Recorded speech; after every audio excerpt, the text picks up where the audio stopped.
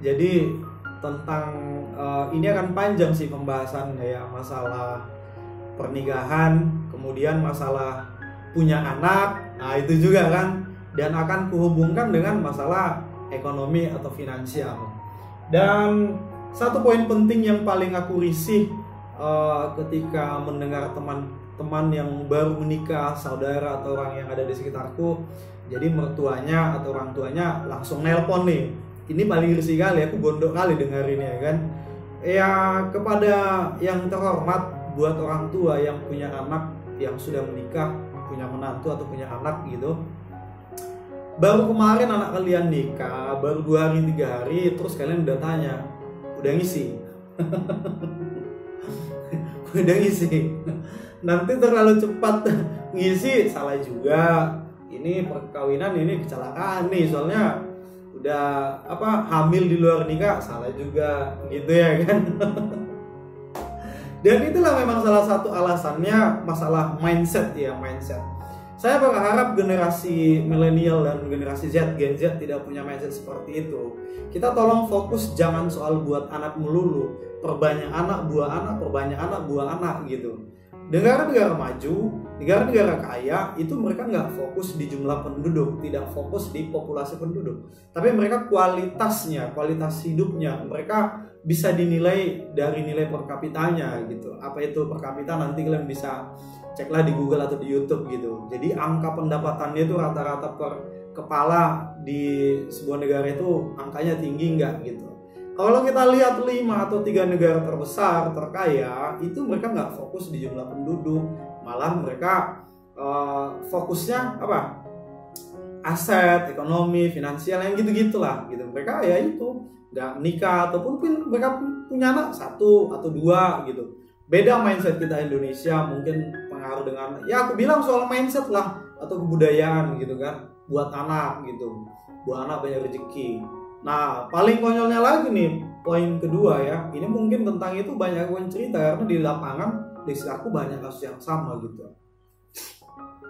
Anak Anda nikah, kadang kalian nggak tahu. Contoh nih dari pihak cowok, bilanglah mayoritas suku atau etnis di Indonesia, mungkin pada umumnya ya kebanyakan lah gitu, yang nikah itu kan untuk budget cowok yang biayai paling banyak gitulah atau mendominasi. Nah ketika misalnya nikah nih anak kalian, putri kalian gitu, kadang nggak semua orang tahu, sedangkan budget untuk pernikahan itu tampil wow, tampil mewah, apalagi hedon, cetar membahana, itu dari berhutang. Semua orang nggak tahu, cuman orang kan lihat di medsos saja, wow megah kali di hotel, baju pengantinnya keren, foto priwetnya mantap, mobil pengantin pakai pita-pita, musiknya full band, ada apa ya, alat musik tradisional, pokoknya cetar membahana. Tapi kita nggak tahu, banyak nggak tahu. Dan kasus yang seperti ini sering kujumpai di sekitarku, ya budgetnya ngutang gitu. After pernikahan, after wedding lah, after wedding party, balik ke perantauan, ya kan, ini kasus real lah ya kan. Pesta lah misalnya di kampung gitu ya kan, terus balik lagi nih ke perantauan, balik ke Batam atau ke Jakarta gitu, nyampe. Paling ironisnya nih, jadi si kawan ini sampai minjam lah, aku pernah alami tuh, dia minjam sama aku gitu. Dia udah habis itu di atas 100 juta loh untuk pesta, spending money, uang cash itu. Ini si cowok yang bilang, bukan si cewek, cowok ya, di atas 100 juta lebih, mungkin 150, 120, 115 gitu. Itu uang cash yang dia hitung. Jadi uang ini kan kebanyakan diutang orang tuanya di kampung. Uang yang dia bawa dari perantauan itu nggak banyak, mungkin di bawah 50 juta atau mungkin ya sekitaran segitulah. Nggak sampai 50 mungkin ya, ini kasus yang aku kenal ini. Jadi sisanya orang tuanya cowok yang memikirkan di kampung, dia pinjam dari bank atau koperasi atau rentenir, itu terserah dari mana ya, intinya dipinjam. Nah balik lagi konteksnya, keluarga ini keluarga miskin, keluarga ini keluarga miskin, sekali lagi anaknya banyak, nggak cuma 1, 2, mungkin 5, 6, 7 saudara gitu kan gitu. Anak miskin kan, jadi minjam lah. Siap nikah balik ke tanah perantauan, dia minjam uang sama saya untuk ongkos balik ke tanah perantauan untuk 2 orang. Bukan naik pesawat, tapi naik kapal, kapal laut yang besar. Saya nggak usah sebut brandnya, untuk 2 orang sekali jalan. Jadi kapan dibayarnya bro, bilang gitu ya. Nanti bulan depan lah, tunggu gajian. Sampai di tanah perantauan jumpa sambil ngopi cap-cap. Nah, jalan nih, kalian berumah tangga, Anda hidup di dalam hutang. Teman-teman yang ada di sekitarku, keluarga di atas umurku, di bawah umur gua, gitulah. 2 tahun pernikahan, 3 tahun pernikahan. Itu hutang yang di kampung itu siapa yang bayar? Anda, karena Anda yang menghabiskan ke pesta kalian kan. 2 tahun, 3 tahun belum lunas. Karena plus sama bunganya. Iya, kalau kamu dan istri suami kerja berdua, oke lah, mantap income-nya. Bagaimana kalau masih satu yang bekerja?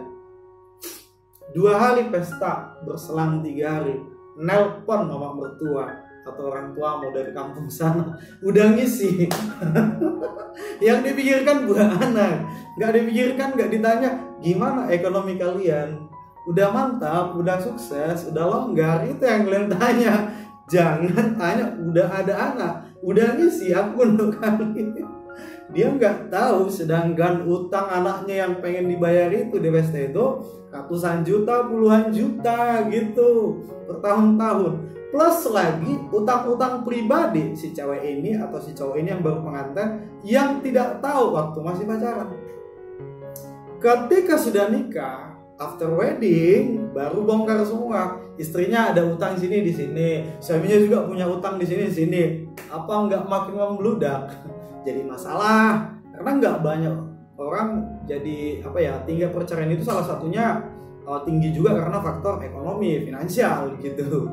Jadi saran saya gini lah ya kan, buat orang tua yang punya anak yang mau menikah, ya kalau kalian belum siap secara mental, pikiran, apalagi fisik, finansial, ya jangan dulu nikah gitu kan. Cuman masalah mindset lagi, orang Indonesia apalagi cewek takut nggak laku, umur 26, 28, 29, 30, 32 takut nggak laku. Nah plus lagi takut ketuaan nggak bisa punya anak. Nah balik lagi kan, karena tingkat kesuksesan itu, kebahagiaan itu menurut kebanyakan orang Indonesia harus punya anak.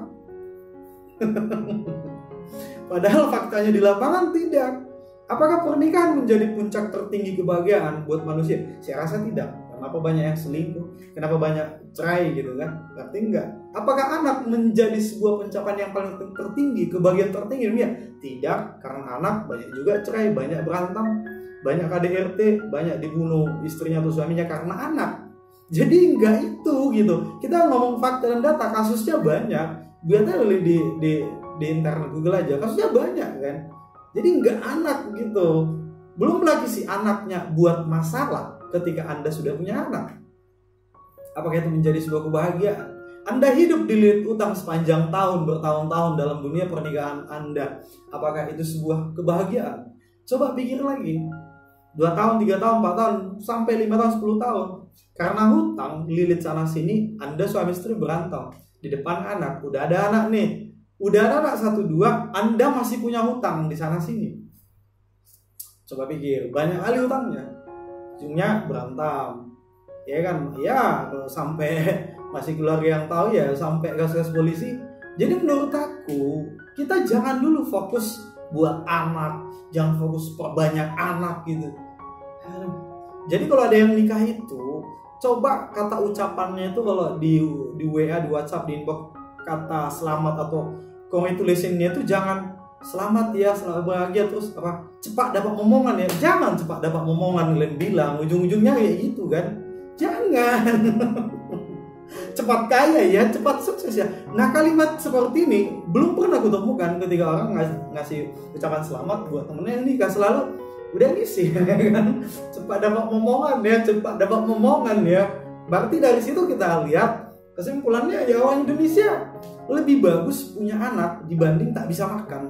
Lebih bernilai sekali itu ya, pencapaian itu tertingginya itu harus punya anak kalau udah nikah, dibanding dia nggak bisa makan. Nah itu konyolnya, makan nggak makan, yang penting punya anak banyak.